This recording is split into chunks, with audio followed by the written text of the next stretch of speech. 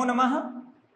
बच्चों, आज हम लोग अध्ययन करने वाले हैं इस कक्षा में संस्कृत का पहला पाठ है शब्द परिचय।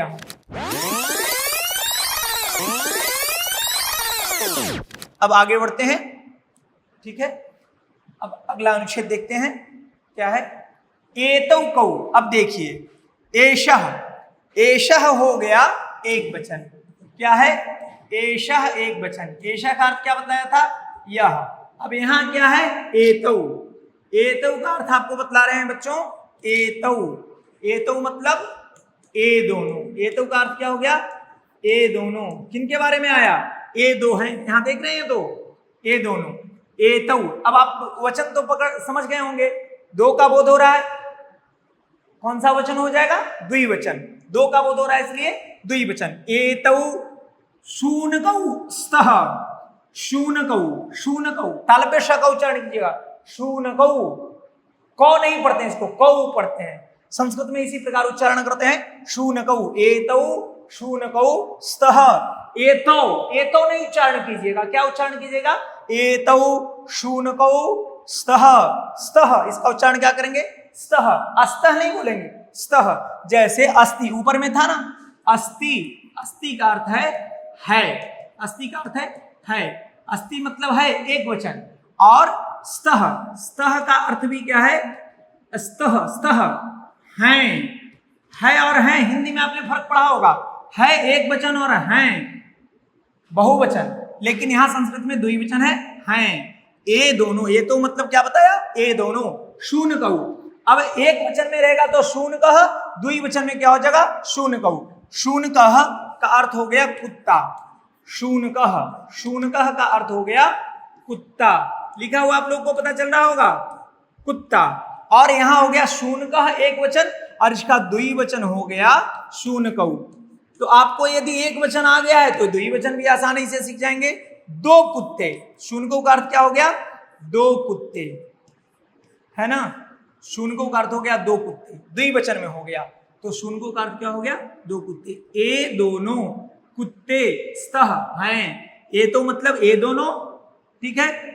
शूनकौ यानी कुत्ते। ए दोनों कुत्ते स्तः हैं, ये दोनों कुत्ते हैं। अब आगे बढ़ते हैं। किम। किम का अर्थ भी हम लोगों ने पढ़ा था। किम का अर्थ क्या होता है? क्या। क्या एतौ। एतौ यानी क्या बताया? ए दोनों। क्या ए दोनों गर्जतः। गर्जतः गरजते हैं या गरज रहे हैं, दोनों हो सकता है। गरजते हैं या गरज रहे हैं। अब गर्जतः यह भी द्विवचन में। अभी मैंने बताया यहाँ एतौ शूनकौ, एक क्या हो गए? कर्ता पद हो गए। तो आपने पढ़ा होगा कि कर्ता यदि एक वचन तो क्रिया भी एक वचन, यदि कर्ता द्विवचन तो क्रिया भी क्या होगी? द्विवचन। तो देखो किम एतौ, क्या ए दोनों गर्जतः गरज रहे हैं। एक वचन में गर्जतः का एक वचन क्या हो जाएगा? गर्जती। गर्जती मतलब गर्ज, गर्जती का अर्थ हो जाएगा गरजता है या गरजते हैं। गर्जती, देखिए यहां लिख रहे हैं गर्जती। गर्जती का अर्थ होता है गरजता है एक वचन के लिए। जैसे रहता शूनकः, तो शूनकः क्या लिखेंगे? शूनकः गर्जती। और शूनकौ हो गया तो शूनकौ द्विवचन, तो यहां भी क्या हो जाएगा? द्विवचन। शूनकौ। शूनकौ का अर्थ भी हमने लिखा था, शूनकौ यानी दो कुत्ते, है ना। गर्जतः, अब यहां गर्जतः, गर्जतः का अर्थ हो जाएगा गरजते हैं। गर्जतः, गर्जतः का अर्थ हो गया गरजते हैं। ये कौन से वचन में? द्विवचन में, ठीक है। एक वचन रहेगा तो गर्जती और द्विवचन रहेगा तो गर्जतः, ये ध्यान में रखना है। जैसे शूनकः गर्जती और शूनकौ गर्जतः, ठीक है। तो अब है प्रश्न, यहाँ प्रश्न पूछा जा रहा है किम, क्या एतौ। एतौ यानी ये दोनों, क्या ये दोनों गर्जतः गरज रहे हैं? उत्तर क्या है? न। देखिए क्या कर रहे हैं? न एतौ। एतौ मतलब ये दोनों। उच्च ही बुक्कतः। उच्च ही यानी जोर से। उच्च ही का अर्थ क्या होता है? लिख लीजिए, उच्च ही का अर्थ होता है जोर से, है ना, जोर से। बुक्कतः, बुक्कतः यानी भौंक रहे हैं, भौंक रहे हैं। उच्च ही, बुक्कतः, क्या है, बुक्कतः, बुक्कतः का अर्थ हो गया भौंक रहे हैं, है ना। ए दोनों न एतौ, ए दोनों उच्च ही यानी जोर से, बुक्कतः भौंक रहे हैं। अब यदि यहां मान लो वाक्य है कि एतौ, यदि एतौ की जगह पर रहता एषः, एषः, तब क्या होता, एषः उच्च ही, उच्च ही। अब यहाँ बुक्कतः नहीं लिखा जाएगा, एषः एक वचन हुआ इसलिए यहाँ क्या हो जाएगा, बुक्कति, एषः बुक्कति। याद रखिएगा एक वचन में क्रिया के साथ ती लगा दीजिए और द्विवचन में तः, आसान है। एक वचन में ती और द्विवचन में तः, बुक्कति एक वचन, एषः बुक्कति, और द्विवचन हो गया तो हो गया एतौ बुक्कतः, एषः उच्चै बुक्कति, यह जोर से भौंक रहा है, और द्विवचन में हो गया एतौ, ये दोनों जोर से भौंक रहे हैं।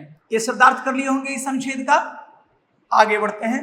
अब देखिए जैसे यहां सह एक वचन था, अब इसका द्विवचन, सह का द्विवचन क्या हो जाता है, तौ। सह मतलब क्या बतलाया था अभी, सह का अर्थ बतलाया था वह, और तौ का अर्थ क्या होता है, तौ का अर्थ होता है वे दोनों।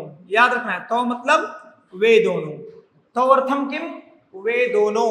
सह यानी वह और तौ यानी वे दोनों, सह एक वचन और तौ द्विवचन, तौ कौ। अब ऐसे ही जो प्रश्नवाची शब्द है कह, कह का द्विवचन क्या हो जाता है, कौ, कह का क्या हो जाता है, कौ। एक वचन के लिए प्रश्न करना हो तो कह लगाकर प्रश्न करेंगे, और द्विवचन के लिए प्रश्न करना हो तो वहां हो जाएगा कौ। तौ कौ यानी वे दोनों कौन है, वे दोनों कौन है। देखिए यहाँ ये दोनों है ना, वे दोनों कौन है, तौ, तौ यानी वे दोनों, वलिवर्दौ स्तः, तौ यानी वे दोनों, वलिवर्दः, वलिवर्दः का अर्थ होता है बैल, वलिवर्दः, यह वलिवर्दः हो गया एक वचन, वलिवर्दः हो गया एक वचन, वलिवर्दः का अर्थ हो गया बैल, और यहां है वलिवर्दौ, तो वलिवर्दः वलिवर्दौ द्विवचन हो गया। अब देखिए वलिवर्दौ, वलिवर्दौ, औ की मात्रा यहां लगा देते हैं। द्विवचन बनाने के लिए क्या करते हैं, विसर्ग के जगह पर औ लगा देते हैं, जैसे शूनकः शूनकौ, वलिवर्दः वलिवर्दौ, तो दो हो गए, दो बैल, वे दोनों बैल हैं, वे दोनों बैल हैं, द्विवचन है इसलिए बलिवर्दौ हो गया। तो मतलब वे दोनों, बलिवर्दौ का अर्थ हो गया दो बैल, वे दोनों बैल स्तः हैं। अभी बतलाया था अस्ति, स्ति एक वचन और द्विवचन में क्या हो जाएगा, स्तः हैं। शब्दार्थ लिख लिया होगा आपने। अब आगे बढ़ते हैं। किम, किम का अर्थ बताया क्या, तो मतलब वे दोनों, क्या वे दोनों, धावतः, धावतः यानी दौड़ रहे हैं। अब धावतः का एक वचन क्या हो जाएगा, धावतः का एक वचन हो जाएगा धावती, और द्विवचन में क्या हो जाएगा, धावतः, धावतः द्विवचन। धावती का अर्थ हो जाएगा दौड़ता है या दौड़ रहा है, दौड़ता है या दौड़ रहा है, कुछ भी दोनों में से कोई एक लिख सकते हैं। धावतः, धावतः का अर्थ हो जाता है दौड़ रहे हैं। हिंदी में तो यह बहुवचन बन जाएगा, क्योंकि द्विवचन हिंदी में होता ही नहीं है, तो यहां हो गया द्विवचन, दौड़ रहे हैं।